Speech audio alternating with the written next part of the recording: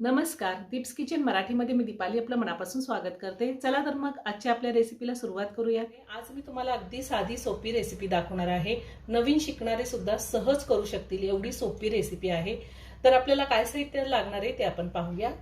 मी इथे 1 cup basmati rice घेतलेला आहे। वजनी 200 ग्रॅम राईस आहे आणि तो मी स्वच्छ धुवून 10 मिनिटं पाण्यामध्ये भिजत ठेवलाय। एक लहान साईजचा टोमॅटो कट करून घेतलेला आहे। अर्धी वाटी दही घेतले। 1 वाटी मी पनीर घेतलेला आहे। पनीरचे असे चौकोनी तुकडे करून घेतले। 1 वाटी फ्लावर घेतलाय। फ्लावर सुद्धा मी असा मोठा मोठा कट करून घेतलेला आहे। अर्धी वाटी वाटाणा घेतलेला आहे।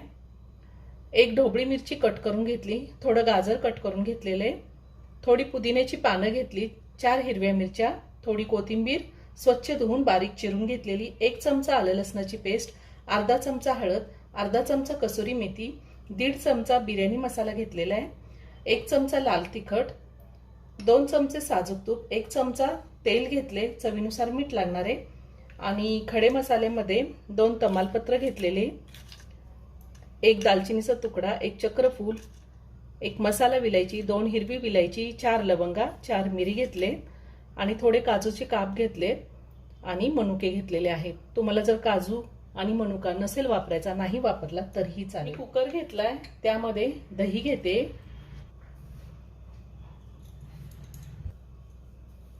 आता ह्यामध्ये आपल्याला पनीर घालायचंय।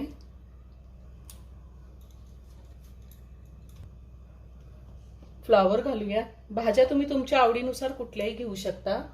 वाटाणा घालायचाय,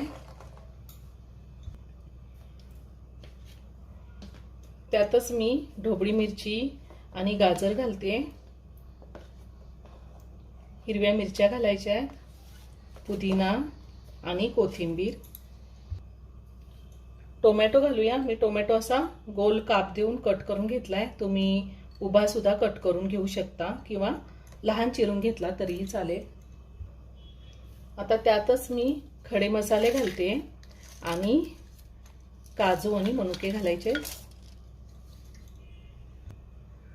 आलं लसणाची पेस्ट घालते,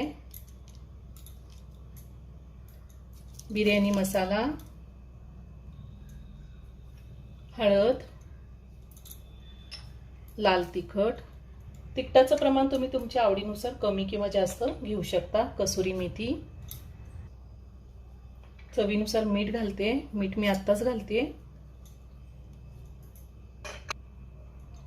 1 चमचा तेल घेतलेले, तेल घालते आणि साजूक तूप। मी ह्यामध्ये कांदा घातलेला नाहीये। तुम्हाला जर कच्चा कांदा घालायचा असेल तर 1 लहान साईजचा कांदा उभे काप देऊन तुम्ही घालू शकता किंवा बिर्याणीसाठी आपण जसा कांदा तळतो तसा जरी तुमच्याकडे कांदा असेल तर तोही तुम्ही मुठभर घालू शकता। आता आपण जो तांदूळ धुवून घेतलेला आहे तो तांदूळ घालायचा आहे।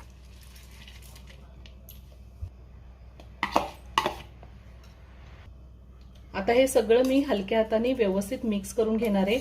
आपण तांदूळही भिजवून घेतलेला आहे आणि पनीरही वापरलेला आहे, त्यामुळे पनीरचे तुकडे व्हायला नको आणि तांदूळही मोडायला नको, म्हणून मी अगदी हलक्या हाताने मिक्स करून घेते।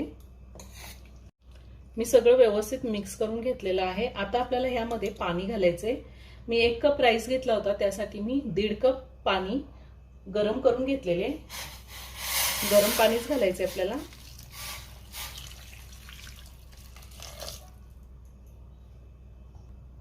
आता पुन्हा सगळं व्यवस्थित मिक्स करून घेते। तुमचा तांदूळ नवीन किंवा जुना कसा आहे त्या अंदाजे तुम्ही पाणी घालू शकता। जर तांदूळ जुना असेल तर पाणी जास्त लागतं आणि तांदूळ नवीन असेल तर पाणी कमी लागतं। आता मी कुकरचं झाकण लावणार आहे। कुकरचं झाकण लावून मी कुकरच्या 2 शिट्ट्या घेणार आहे। कुकरच्या 2 शिट्ट्या झाल्यात आणि कुकरचं प्रेशर सुद्धा पूर्ण निघून गेलेले आहे। आता मी झाकण काढते, वरतून थोडी कोथिंबीर घालते। आता हा राईस मी सगळा मिक्स करून घेते। खूप छान झालेला आहे। आपण याला व्हेज पुलाव किंवा व्हेज बिर्याणी सुद्धा म्हणू शकतो। तळलेला कांदा असेल तर तोही आपण वरतून घालू शकतो। आता मी एका बाउलमध्ये काढून घेते। खूप छान झालेला आहे आणि एकदम झटपट होतो।